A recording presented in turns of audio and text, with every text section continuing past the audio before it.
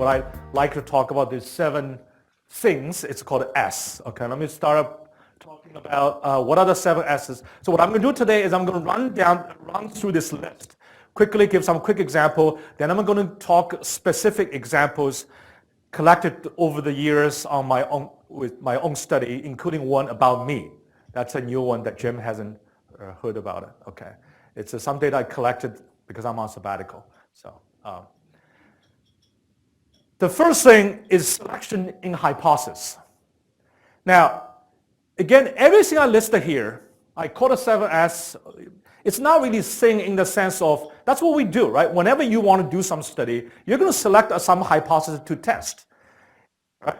But you have to be aware that the moment you select a hypothesis, you have to be careful. You may already start the selection bias. So one very, very common phenomena, and if you ever work for FDA or relate to all the clinical trial, you know the one thing they always watch for is the pharmaceutical companies create all these drugs, and they're very, very expensive, right? Anybody knows that, produce drugs is very expensive. They want to get these drugs to be approved.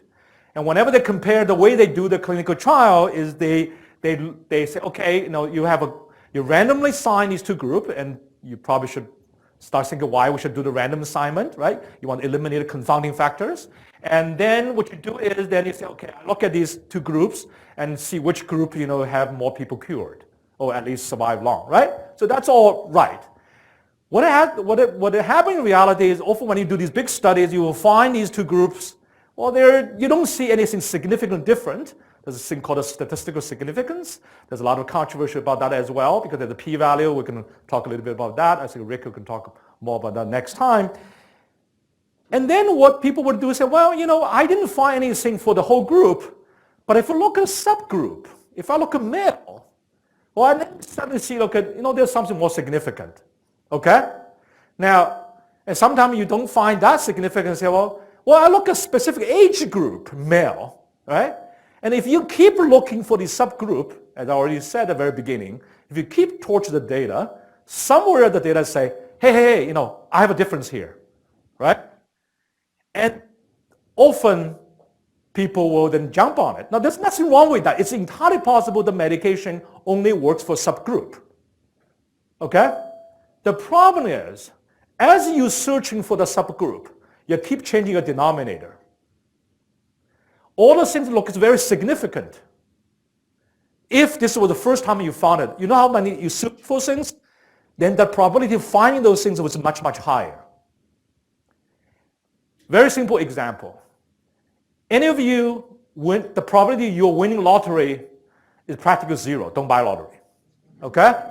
But if I'm a reporter today trying to search in this country to find someone who winning something, I will find them.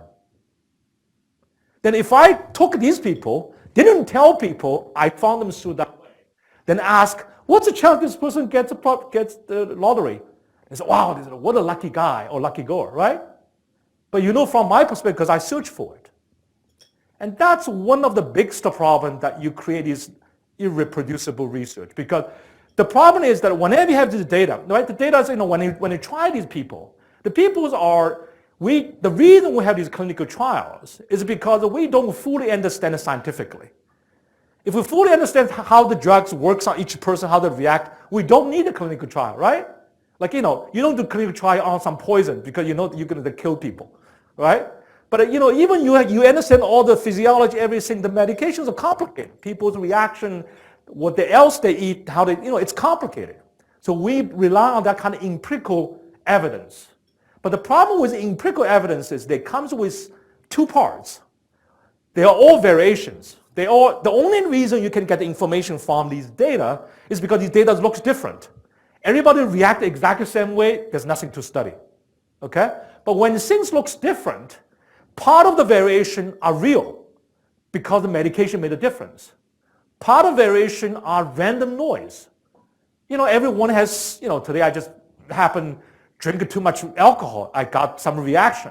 It's not the medication itself, it's because I didn't follow the doctor's advice, I shouldn't drink alcohol, right? So you have all these little things, and it's very, very hard to control in practice. Even you have a really well-implemented clinical trial follow strictly the protocol.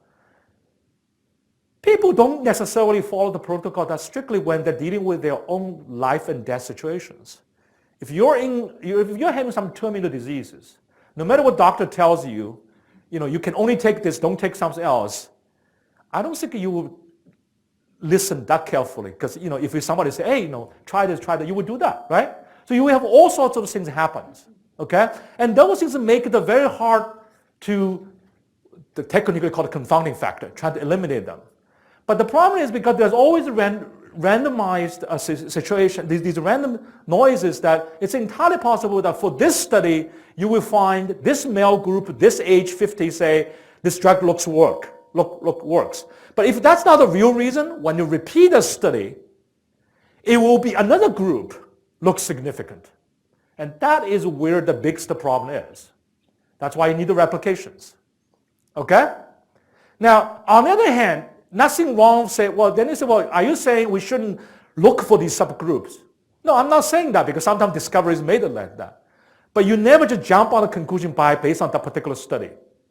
You use that as a starting point. You also look for, is a particular reason, is a scientific reason, maybe this medication works better for older people, for male. You find these reasons. But for these reasons, you also have to be careful. I'm going to talk more about that because we tend to find the reasons to fit the data. So you see the complication? You're trying to do the right thing. This is my point. Okay, I'm not talking today your intention to cheat. That's not the issue. The issue is you're trying to do the right thing.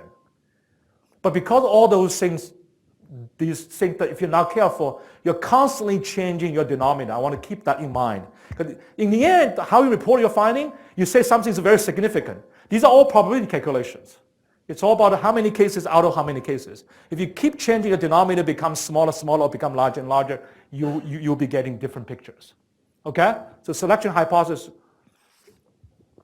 I'm not saying you shouldn't, lots of scientific is by doing these studies, but then you need to follow up a study. You need to do another clinical trial. You find independent data. You do cross-validation. You take the data into two halves.